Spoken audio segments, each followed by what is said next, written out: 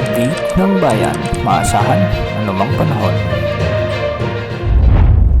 Magandang araw po sa ating lahat. Narito ng pinakuling update sa magiging lagay ng ating panahon sa araw na ito at sa mga susunod na araw. Sa kasalukuyan ay maraming lugar ang nakakaranas ngayon ng mga katamtaman hanggang sa malalakas na pag-ulan dulot ng mga iba't ibang weather system. So unahin natin ang shear line na nagdadala ngayon ng maulap na kalangitan at mga pag-ulan na may mga kasamang thunderstorms sa buong Visayas, Camarines Sur, Catanduanes, Albay, Sorsogon, Masbate at Romblon. Pinag-iingat natin ang mga lugar na ito dahil posible ang banta ng mga biglaang pagbaha o pagguho ng lupa lalo na kung may mga umiiral na katamtaman at minsan ay malalakas na pag-ulan.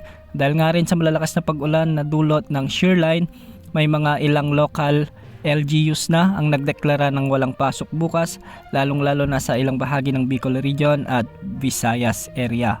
Samantala ang easterlies naman ang magdadala ng maulap na papawirin na may mga kalat-kalat na pag-ulan at thunderstorms sa Caraga, Palawan, Camiguin, sa may Misamis Occidental, Misamis Oriental at sa may Zamboanga del Norte.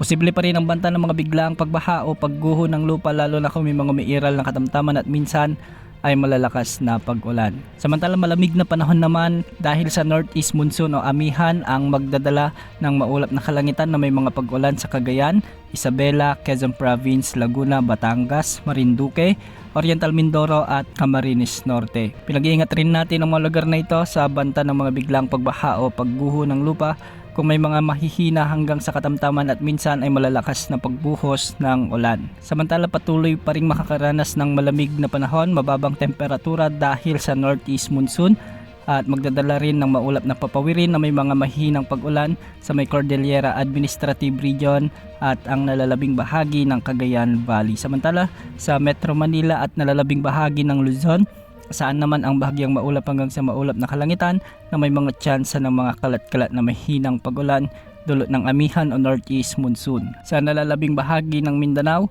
asahan pa rin ang bahagyang maulap hanggang sa maulap na papawirin na may mga isolated rain showers and thunderstorms. Dulot naman ito ng easterlies. Posible pa rin ang banta ng mga biglang pagbaha o pagguho ng lupa lalo na kung may mga umiiral na severe thunderstorms. Sa kasalukuyan wala tayong minomonitor na LPA o bagyo na posibleng makaapekto sa ating bansa hanggang sa unang bahagi ng January o ngayong buwan. Para sa lagay ng mga pag-alon sa ating mga karagatan, ang mga karagatang sakop ng Eastern, Southern Luzon at Visayas ay posibleng umabot hanggang 4.5 meters ang mga pag-alon.